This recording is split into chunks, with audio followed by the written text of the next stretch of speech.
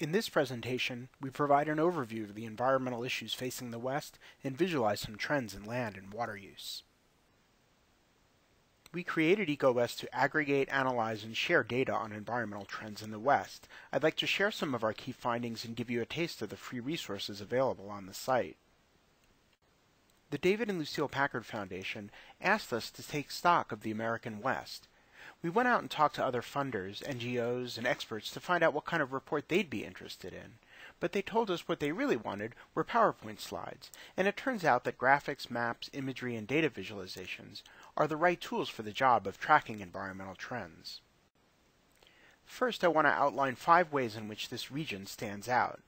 I'll then talk about some of the environmental challenges facing the region, the expanding human footprint due to growth in agriculture, and the water crisis confronting this relatively dry region, especially in light of climate change. So what is this region known as the West? One of my first challenges in this project was orienting myself, defining the West, and bounding the problem into something more manageable. The West is as much a cultural invention as a geographical construct, so it's a difficult place to define. Ranging from the driest of deserts to the wettest of rainforests, the lands of western North America include an incredible diversity of ecosystems and people. Ultimately, we decided to focus our efforts on the 11 western states shown here. Let me explain 5 ways I think this region stands out. First, much of the West is dominated by federal land. This pattern of land ownership explains why so much of the West has remained relatively wild. The Bureau of Land Management and Forest Service are the biggest landowners, but the West is also home to considerable tracts of tribal and state property. All of that public land is a major reason why so much of the West is unpopulated, as you can see in this satellite view of the nation at night. The second factor is aridity. As you move west across the United States, the climate generally gets drier.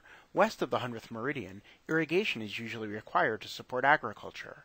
Every western state includes some very arid terrain that is far drier than anything back east, even Washington and Oregon, where the Cascade Mountains cast a stark rain shadow.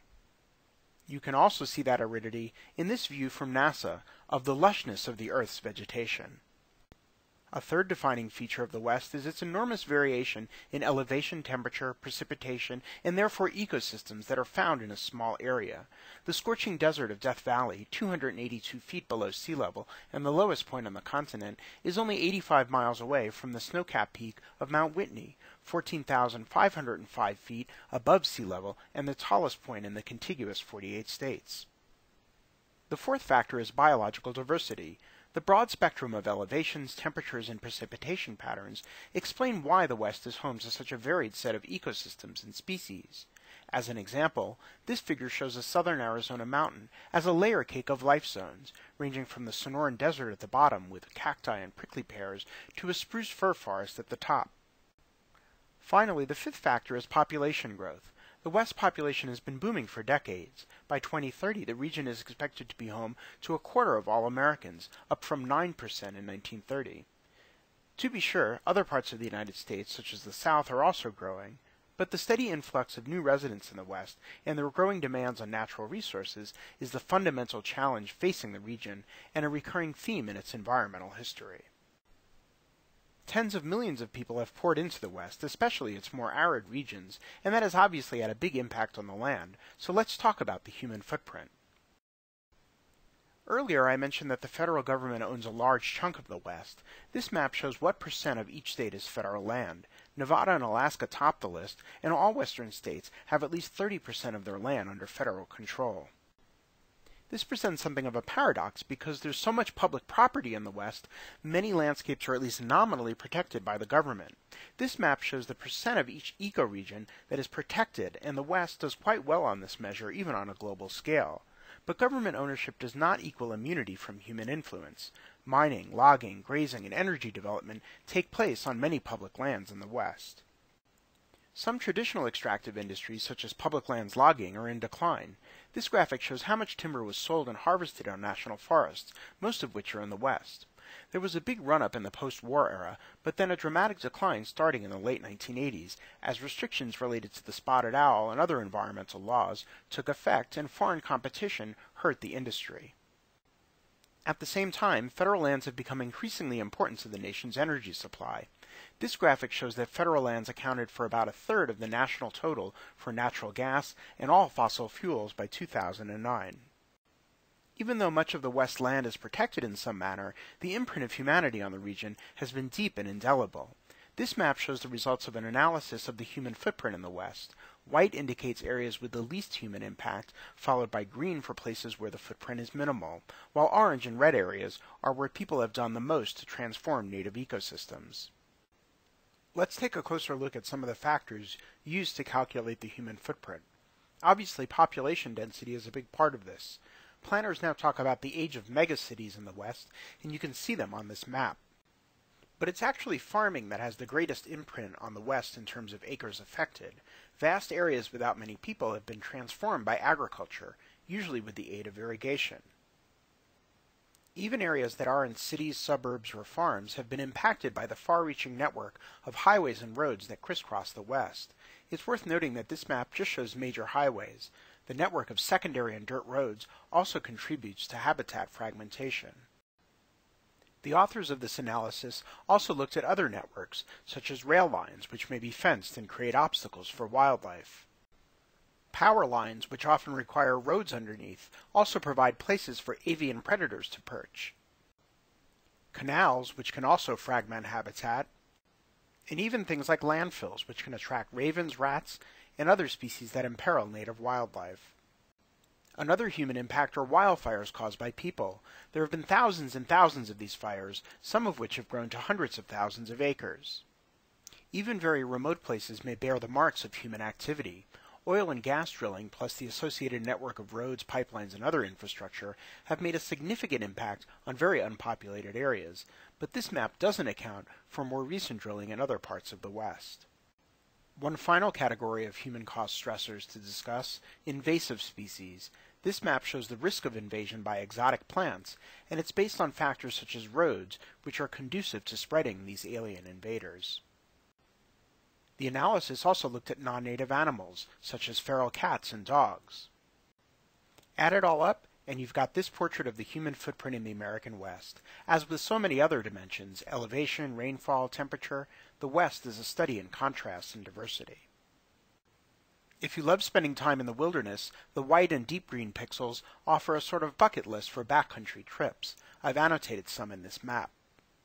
We have close-up images of all the western states on EcoWest.org. I live here in Denver, but I'm constantly drawn west to the mountains. Here's California. That white area to the right is where Yosemite National Park is located.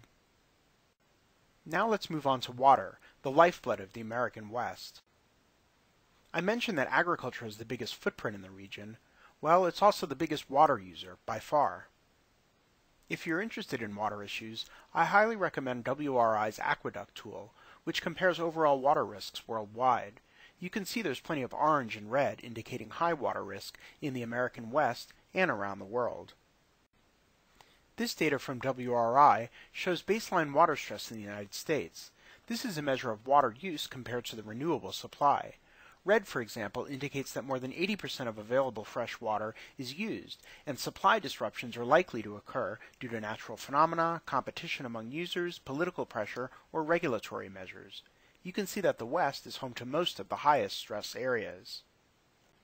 The WRI Aqueduct tool allows you to project future water stress based on a variety of greenhouse gas emission scenarios. Under the pessimistic A2 scenario, which involves much warmer temperatures and, in many parts of the West, a drier climate, you can see that the stress levels are much higher. There's no place in the continental United States that has less water stress in 2095. The Colorado River is a prime example of a basin that is likely to be severely impacted by drought and climate change. More than 30 million people in the Southwest now depend on this river, which supplies Southern California, Las Vegas, Arizona, the Colorado Front Range, and other population centers. One metric we're keeping a close eye on is the level of Lake Powell. I've also marked some key benchmarks: the minimum amount needed to generate hydropower, and dead pool when the reservoir is effectively empty. Sometimes all it takes is a really dry year to cause reservoir levels to plummet on the Colorado. Here's Lake Powell in June 2002. Here it is in December 2003. Here's a view from space of another part of the reservoir in southern Utah in 2012. Here's the same view from space 1 year later. The federal government recently released a major study of the Colorado River, and the news was not good. This graphic shows that water use in red is expected to rise in the years ahead and outstrip the available supply, which was overestimated to begin with when the 7 basin states divided the river's flow nearly a century ago. Climate change is expected to decrease the flow of the Colorado in the decades to come. I wanted to share one more visualization, this one of the planet over a 25-hour period as the Galileo spacecraft departed in 1990 for Jupiter. Believe me, this perspective of leaving Earth behind sounds mighty appealing to me on many days, but this clip also reminds me of how fragile and precious life on Earth is in the cosmic void. I wonder how long that ice cap around the South Pole is going to last. It's my hope that images and visualizations like this one can educate and inspire people in the American West and beyond to tackle our many environmental challenges. In closing, I'd like to urge you to visit EcoWest.org, subscribe to our RSS feed, follow me on Twitter, like us on Facebook, and contact me with any questions or feedback. I hope you'll join us on the journey ahead.